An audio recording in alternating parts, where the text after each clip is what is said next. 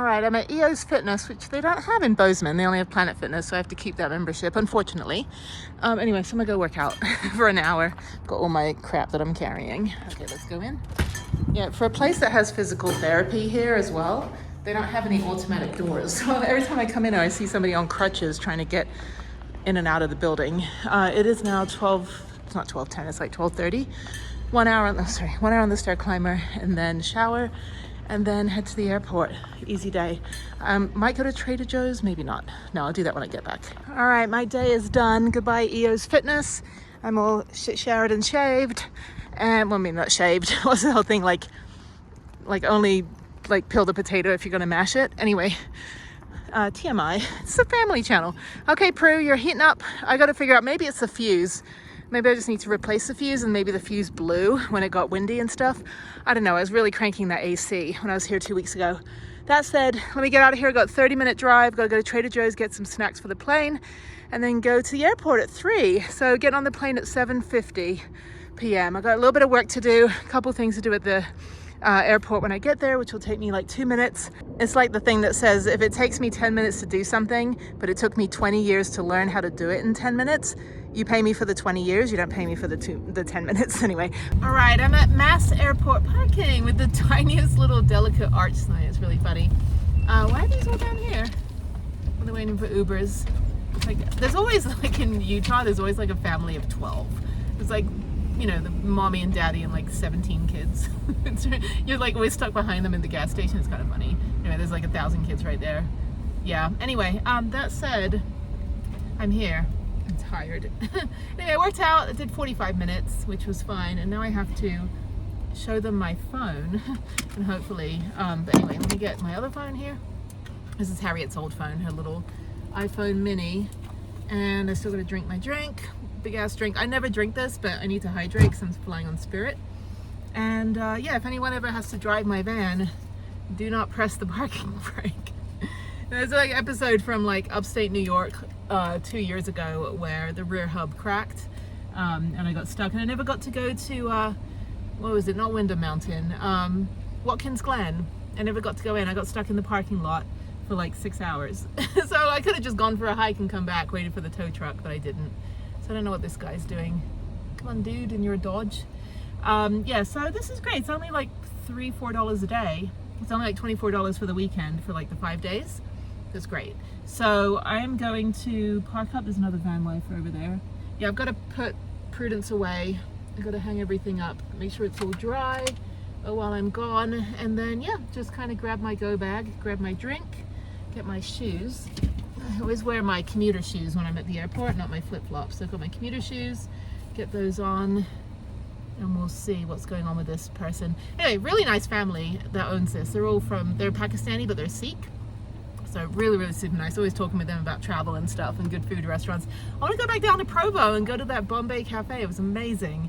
But that's like an hour south of here. There's no reason for me to be in Provo except if I want to go back down to Sundance. But no, once I get in on Monday night, I'm just hightailing it back to Idaho Falls.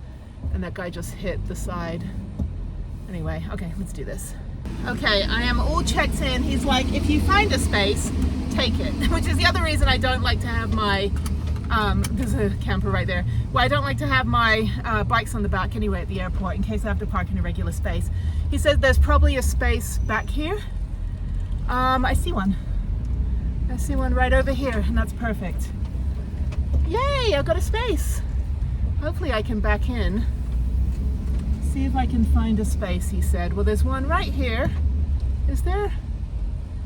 Yes? No. Okay, no space there. Is there a space down here? Damn it. Small cars suck. Okay, let me back up.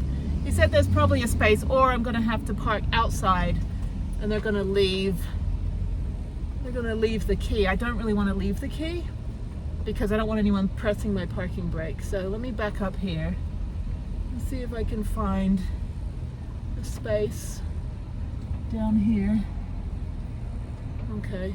I look like I'm the actual shuttle. There's a shuttle right there. I'm gonna have to wait for the next one. Anyway, okay, he said there might be a space over here.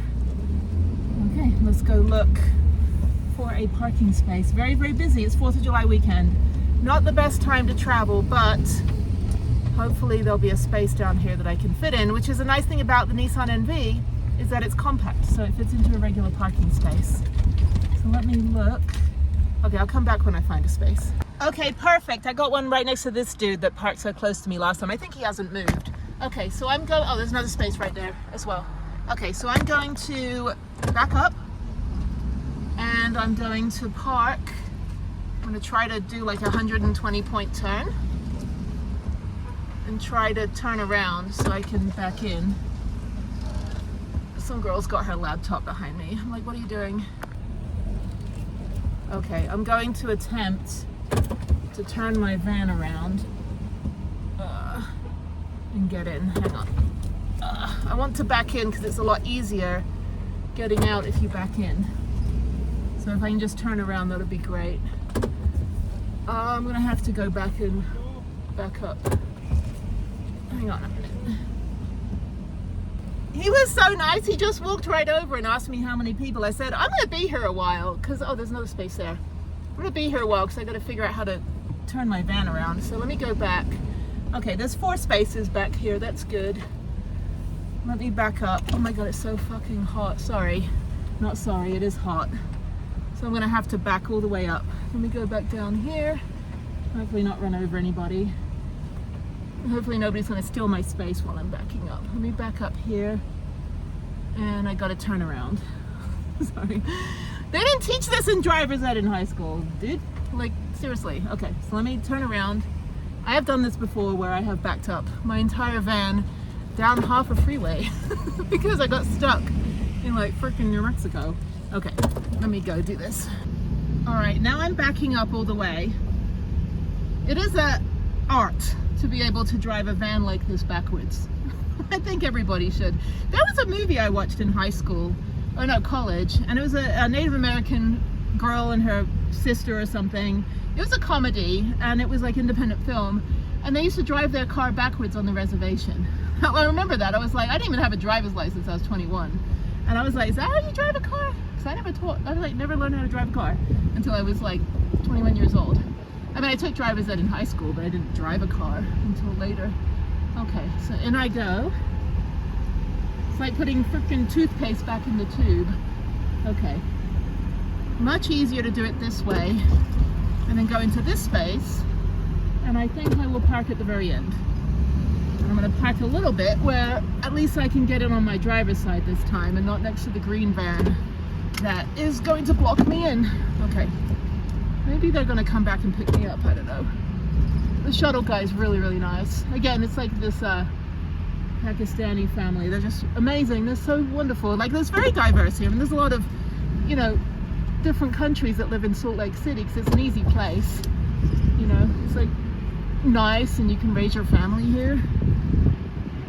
Okay, I think that's good. Okay, she is in the back. And I'm right on the line. I'm going to move over a little bit. I don't want to get charged for 2 spaces. Oh, come on, Prue. You're compact. You should fit. I'm very close to this. You can see here I'm very, very close to this fence. But I'm not a large human, so it's pretty easy for me to get out. Okay, let's just back up a little more. All the way up. Far as I can go. Okay, good. All right, I can get out. I might have to climb the fence and climb in to get out, but it's okay. Yeah, you can see right here. Cutting it a little close. All right, there she is. That's how much I have to breathe in to get in, which is fine. That fence is knocked over from people having to park so close. Space number 51. And that dude, his tires are low. Water Wonderland, Pure Michigan. Yeah, somebody else can fit easily in there. At least I've got the driver's side free so that nobody blocks me in like this dude did. I had to go in through the passenger side to get in. Anyway, okay. That said, another space there. I don't want to park there. Back is better. Let me go find this shuttle. All right, I'm under the tree. And I guess like in the last 2 weeks, I got that reindeer horn. I don't know what it's called, antler. I'm like, it's a reindeer horn. Oh my God, a deer antler. I I don't know animals, dude. Anyway, Prue is over there. Beautiful day, not as hot today. Maybe it's because I'm used to having no air conditioning for the last 2 weeks. But anyway, that was a heck of a trek getting down here. Easy drive to Idaho Falls, minus the bit where my van just stopped in the middle of the road. The battery died. I think I was draining it because I had everything plugged into the alternator, which lesson learned. I guess I won't be charging the Jackery on my van. And then second, the drive from Idaho Falls down here, going to the gym for an hour is easy. I was going to go to Trader Joe's and get some food, but they have a really good sandwich shop at the airport right when I get through TSA. So I think I'll stop and get breakfast for tomorrow, because I'll get in at 6 a.m. I'm going to be hungry, and I'm not going to be near any food for like the first hour of driving home. So usually what I'll do is like park at the cell phone lot and sleep for a couple hours, and I need to eat something before I go back to bed. I don't want to be driving after doing 2 flights, 4-hour layover in Vegas, where there's going to be no food after 9 p.m., which I've learned. And then also I don't want to pay for Vegas airport prices. I might as well just get a nice sandwich. And then I've got some peanut butter and protein shakes and things to drink. Protein shake to drink before I get on the plane tonight.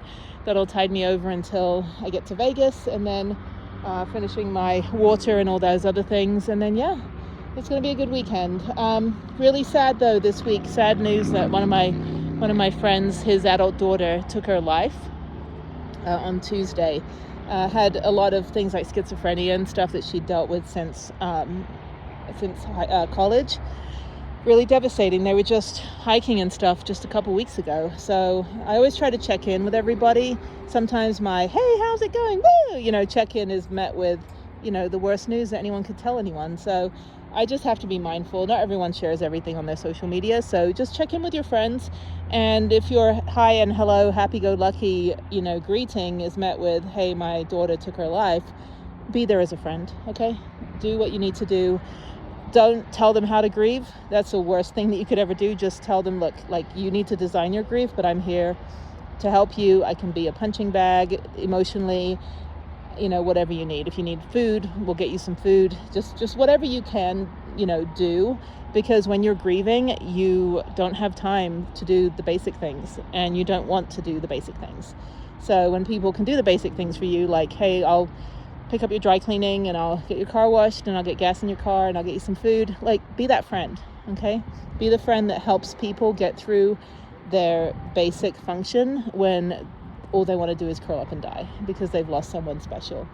I've been dealing a lot with that this week. Another friend of mine who lost his kids in a car crash. It was a pretty heavy conversation in that it maybe ended in that we're not friends, but we are. I just think, I don't know. It's like I can't fix the world, but I can be there. And if somebody just decides that they want to just vent and rant and delete the world for a week, okay, I know that I'm always, here to come back. So you just have to give people space as well, and just tell them it sucks. It fucking sucks. Like, the universe is fired. I'm firing the universe this week. We're done. My stuff pales in comparison. AC issue, stubbed my toe, and dealing with minor little things in comparison, but still important in my world because that's my home, right? That's my little travel home. So I can't be with a dead battery and no AC. But on the flip side, there's a lot more stuff that people are dealing with that they don't have that extra preparation. I'm prepared for everything on my van to break, but not the world, and not family, and not friends. We don't prepare for that. We don't expect that something like that's going to happen. But when it does, all we can do is just be the person that's there, and don't virtue signal and go, oh, they're in a better place and things happen for a reason. And no, don't be that friend. Just be like, look, that fucking sucks. And when I get to see my friends in person, I will make sure that we go do something epic. And if we have to go to the top of a ski resort and go climb a mountain and scream our lungs out because we're pissed off at the universe, we're going to do that because it sucks. And it's not okay. It's the whole millennial thing of, oh, it's okay not to be okay. No, the Gen Xers are like, no, it's not okay to not be okay. Like, it fucking sucks. And we will scream our lungs out until we've got all the energy out that we can get out. And we're going to cry every tear that we can until there's nothing left. And then we're going to smile when we feel like we can smile finally to stop the tears from falling. And that is how us Gen Xers deal with it. But yeah, it's just horrible. I feel helpless so often, and all I can do is try to balance the universe with my nonprofit and try to, save lives through outdoor adventure, but it doesn't stop the things that happen to my friends, unexpectedly. I mean, when you lose your adult daughter, it's horrible. I'm so heartbroken. But that said, I need to go fix something on my van quickly. I'll be back.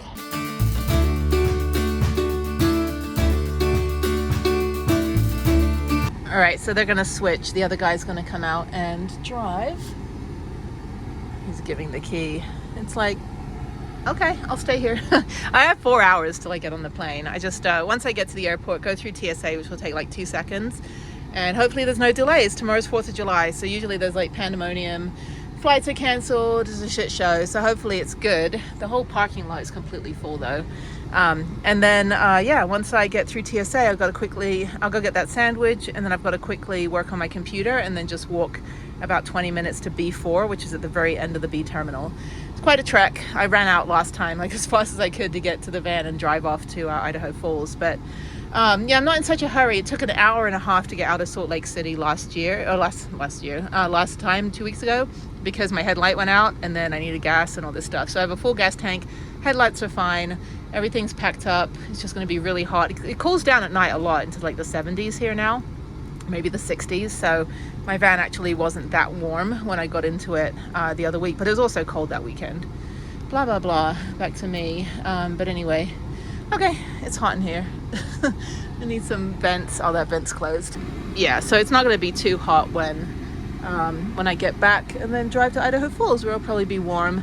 But I'll get there about 2.5 hours. So I'll get there, get out of the airport at 8:30. It's a later flight. It's 8 a.m. flight instead of 6 a.m.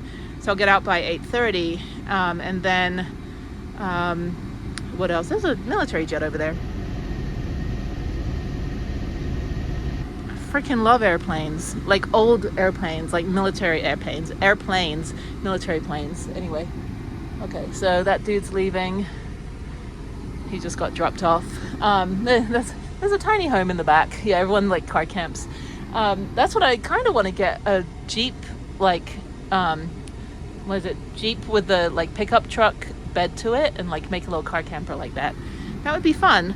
Anyway, nothing else to report, just kind of waiting here to go to the airport. So when I get back, I'll probably get back here by 9:30, 10, which means that it's going to be after midnight to get to Idaho Falls, I can't speak. And then that Tuesday morning, I will go super early to the gym at Planet Fitness, take a shower, so I don't have to do it when I get to Bozeman, and then just make my way up. I don't have to be in Bozeman till about noon to go get my bike from my friend's house, and also get my full suspension bike from REI, and then go back to probably spend the day in Bozeman, and then go down to my park up at Lava Lake. It'll be too late in the day for me to go all the way to Big Sky and go ride. Like, I'd rather just figure out what's going on with the bike. I need to call REI on Sunday, just make sure that the plug that they put in is actually holding air. If not, then I'll have them put a new tire on, and I'll pick it up on Tuesday. So yeah, so it's gonna be there for 5 days. That way, if I have to wait Tuesday for them to put the new tire on and put the sealant and the tubeless tires, then I have plenty of time. I can just go work on stuff. But anyway, that way I'm like showered and all that. There's another one. He's leaving, and I'm just sitting here. I'd like to go to the airport at some point.